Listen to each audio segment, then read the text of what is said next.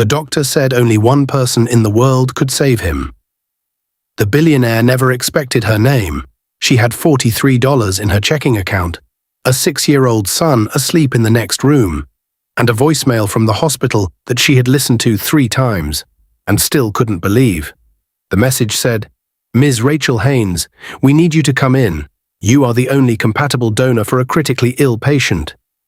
Without you, he will not survive the week." Rachel stood in her kitchen in Inglewood, Los Angeles at 2 in the morning.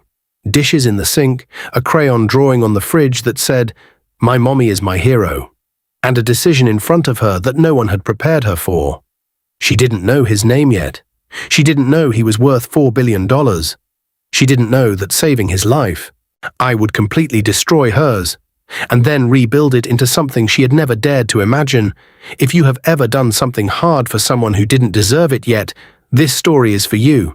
Hit that subscribe button right now and stay with me, because this one is going to change the way you see everything. Rachel Haynes was 31 years old. She worked double shifts at Cedars-Sinai Medical Center in Los Angeles, not as a doctor, not as a nurse practitioner, but as a patient care technician. The invisible hands of the hospital, the ones who took the vitals at 3 a.m., changed the sheets, held the hands of patients whose families had gone home for the night. She had been doing it for 6 years. She made $22 an hour. In Los Angeles, that is not a living. That is a negotiation with survival. Her son Mason was 6 years old and believed his mother was the strongest person alive. He was not wrong. Rachel had raised him alone since he was 8 months old, when his father had made it clear that the version of his life he wanted did not include a baby. She had not collapsed. She had not asked for sympathy. She had found a babysitter, picked up a second job on weekends, and enrolled in an online nursing program that she studied for between midnight and 2 a.m., after Mason was asleep and before the next shift began. Now here is something I want you to understand about Rachel, because this is important. Psychologists distinguish between 2 things that look similar but are completely different. Resilience is the ability to recover from adversity, to bounce back, to survive. But grit, defined by researcher Angela Duckworth, is something harder. It is the sustained pursuit of long-term goals despite repeated setbacks. Resilience is reactive. You fall, you get up. Grit is proactive. You are building something every single day with whatever energy remains after everything else has taken its share. Rachel Haynes was not simply surviving her circumstances. She was building every midnight, every double shift, every lunch break. That is grit in its purest form. She had joined the National Bone Marrow Registry 2 years earlier. A co-worker had set up a registration table in the break room. It took 4 minutes, a cheek swab and a signature. Rachel had done it on her lunch break and forgotten about it entirely. Until the voicemail.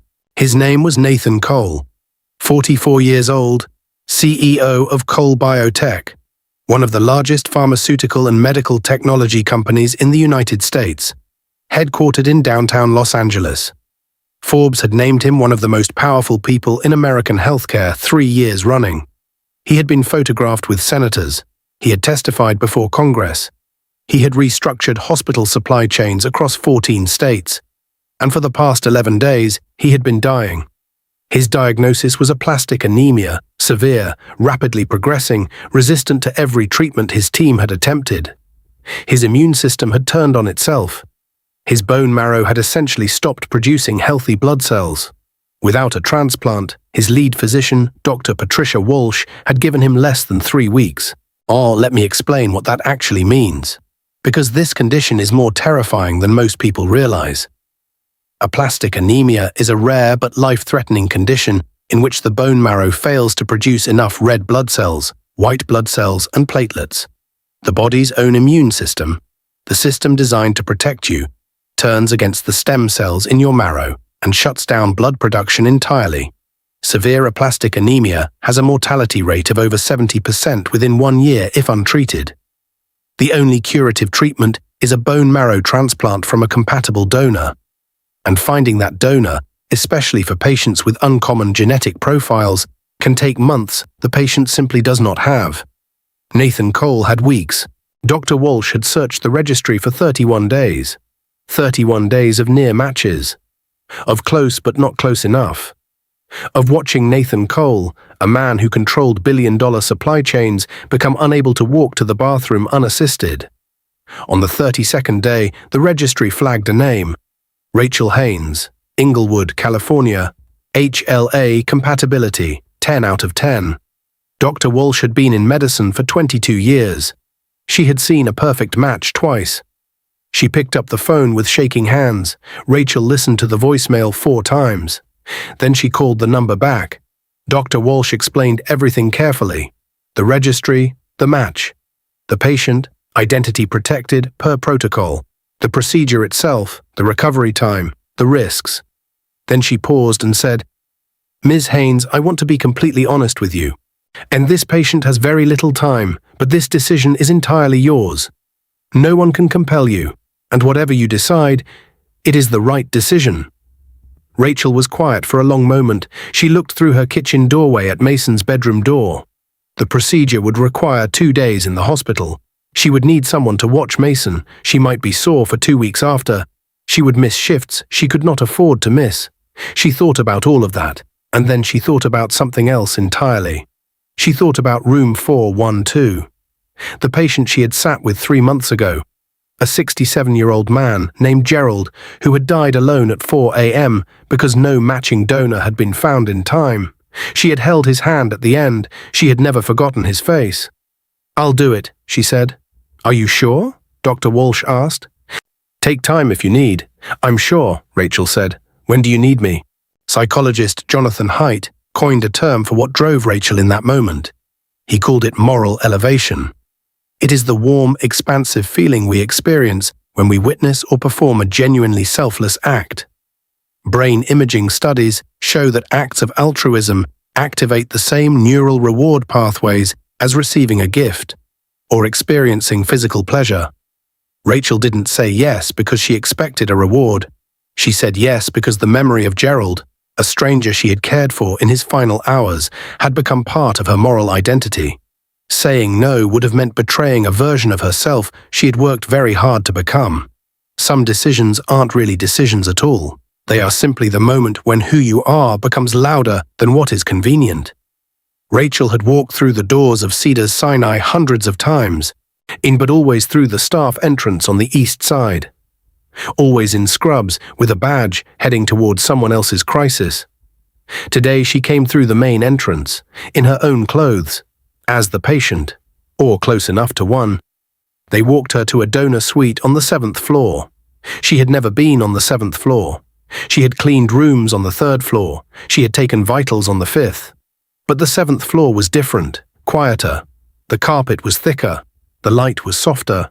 She sat on the edge of the bed and thought, somewhere in this building, a stranger is waiting to find out if they get to live.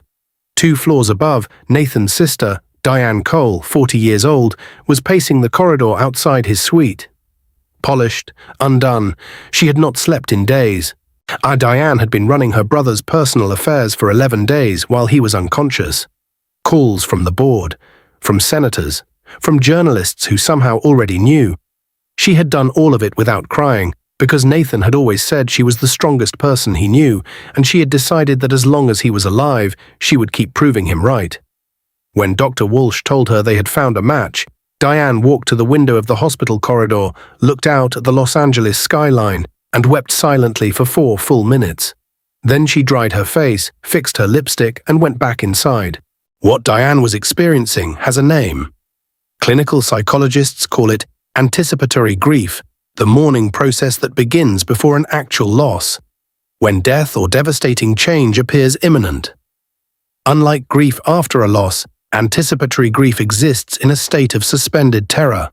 The person cannot yet mourn because the outcome is not certain. But they cannot stop preparing for the worst either.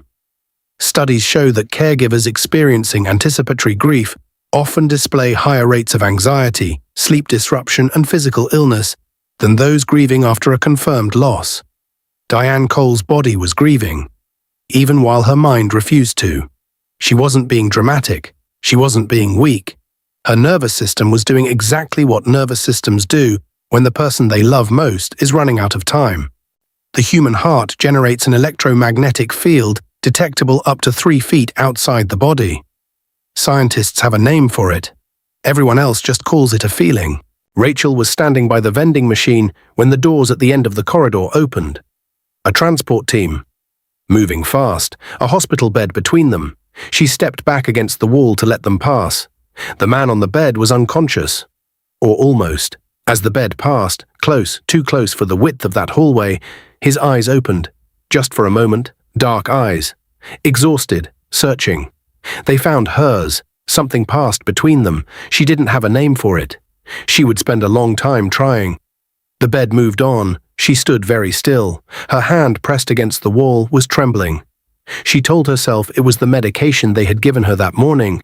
She almost believed it. What Rachel felt in that corridor was not imagination. The vagus nerve, the longest cranial nerve in the human body, regulates heart rate, a breathing and emotional processing simultaneously.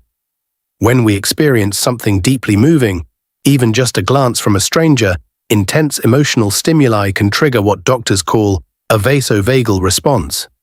A rapid shift in heart rate and blood pressure, flushing, weakness. The feeling that time has momentarily stopped. Rachel's trembling hand was not weakness. Her nervous system had genuinely responded to something it recognized before her mind had any idea what that something was. The procedure took 4 hours and 17 minutes. Rachel was under general anesthesia. She dreamed of Mason, running toward her on a beach she had never been to, laughing in a way that sounded like her own laugh, the one she only used when no one was watching.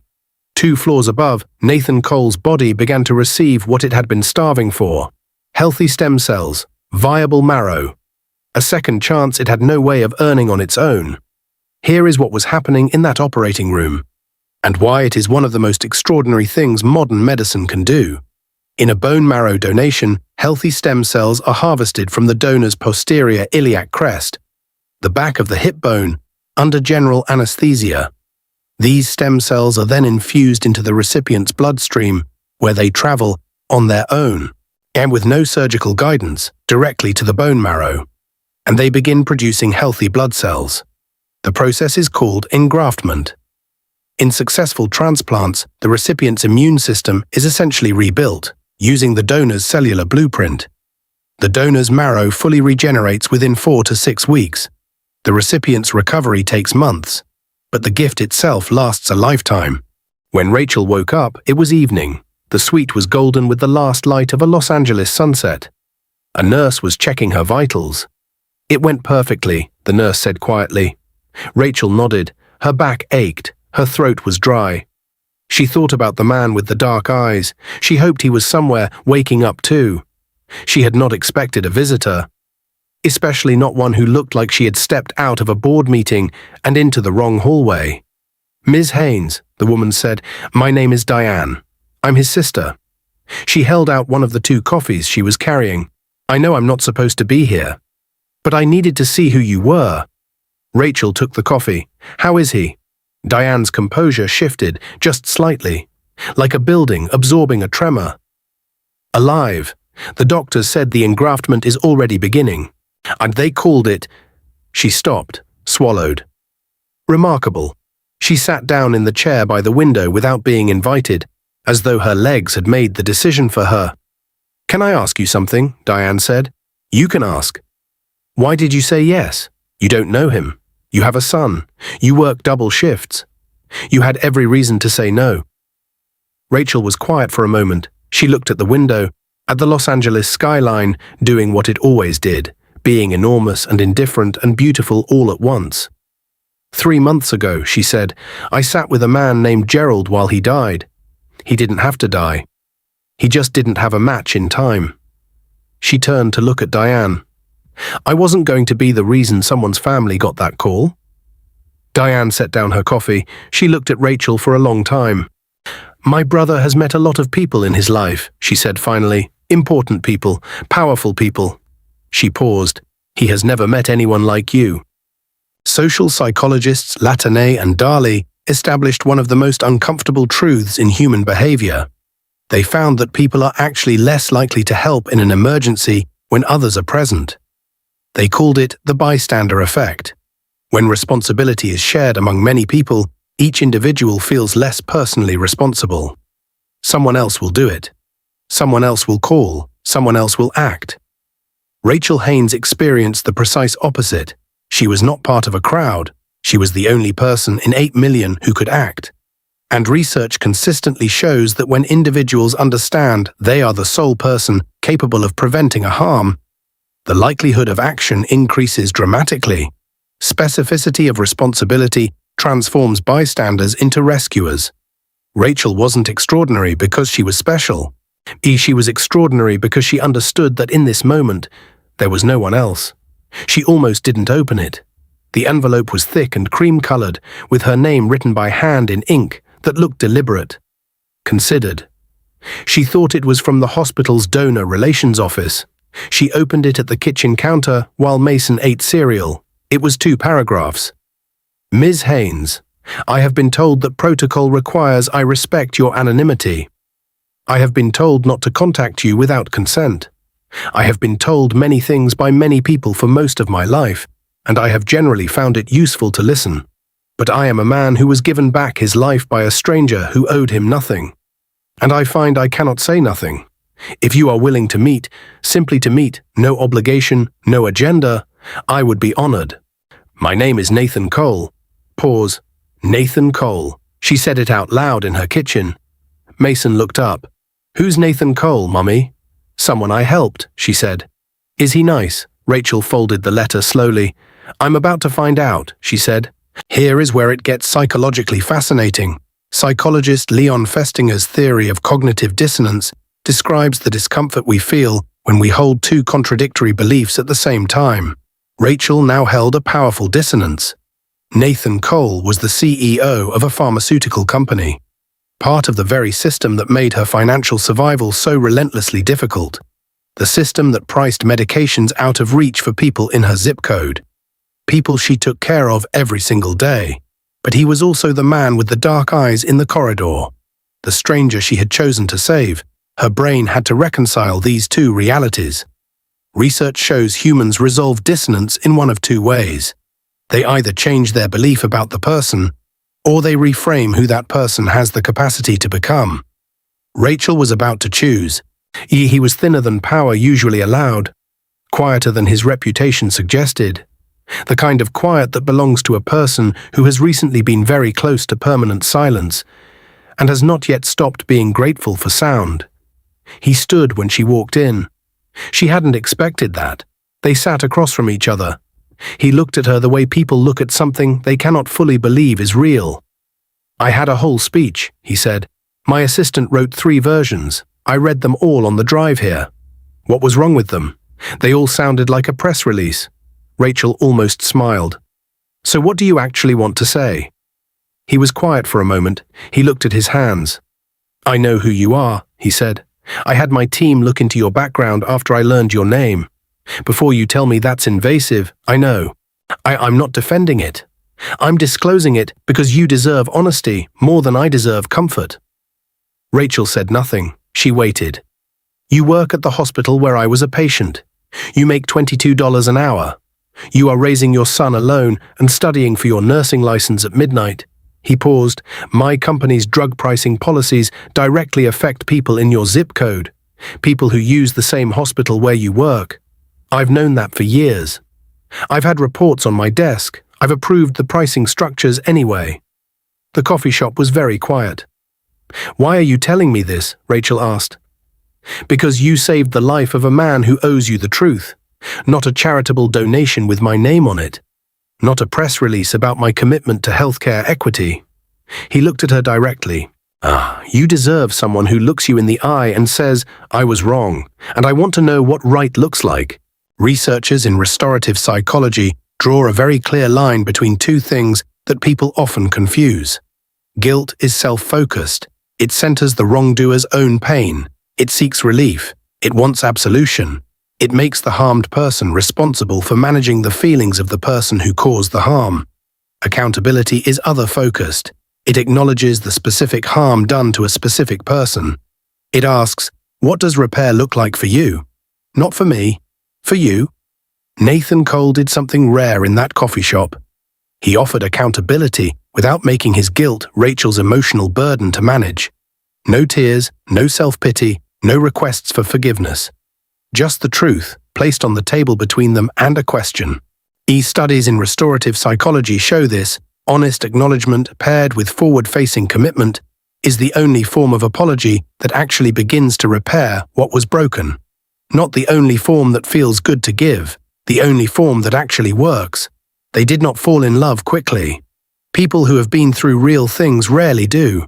They fell in love the way Los Angeles does everything. Slowly at first, then all at once, in a light that makes everything look like it was always meant to be exactly this way.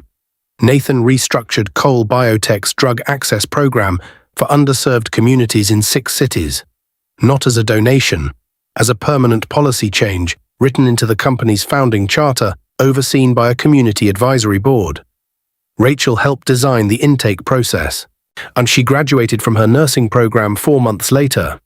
Mason was in the front row. At the ribbon cutting for the new community health clinic in Inglewood, no press, no cameras, just the neighborhood, Nathan handed her a small folded card. She read it. She looked up at him. The card said, "The registry sent me your information the morning after they found your match. Your name was the first thing I read when I was well enough to read anything. I said it out loud in an empty hospital room in Los Angeles. And something in me, something the doctors don't have a name for, already knew. That is not how medicine works," she said. "No," he agreed. He wasn't smiling exactly. It was something quieter than a smile. "It isn't. The heart generates the largest electromagnetic field in the human body, approximately 60 times greater in amplitude than the electrical activity of the brain. This field, measured by a device called a magnetocardiograph, extends up to 3 feet outside the body. Researchers at the HeartMath Institute have found that when 2 people are in close proximity, their cardiac electromagnetic fields interact, and that this measurable, documented, scientifically recorded interaction may influence feelings of connection, recognition, and attunement. Even before conscious awareness occurs, before the mind knows, the heart already does. Medicine can explain what happened to his bone marrow that night. It has never been able to explain what happened to his heart, or hers. Here is what this story taught us. Medicine is extraordinary. It can map your DNA. It can find one compatible person among millions. It can rebuild a failing immune system from the cells of a complete stranger. But medicine cannot measure what made Rachel Haynes say yes. It cannot quantify the memory of Gerald in room 412. It cannot calculate the weight of a crayon drawing on a refrigerator that says, "My mommy is my hero." It cannot explain why a woman with $43 in her account and everything to lose chose to give the most powerful man in Los Angeles the one thing money could not buy. Psychology gives us language for it. Moral identity, post-traumatic growth, the bystander effect reversed, accountability over guilt. But the truth underneath all the language is simpler. Some people, and when they are standing in the corridor and the bed passes by, when the moment asks something of them that is costly and inconvenient and no one would blame them for walking away from, some people stay. Rachel stayed, not because she had enough, but because she understood, somewhere deeper than reason, that this was what enough was for. Thank you for staying with me today. I'll see you in the next one.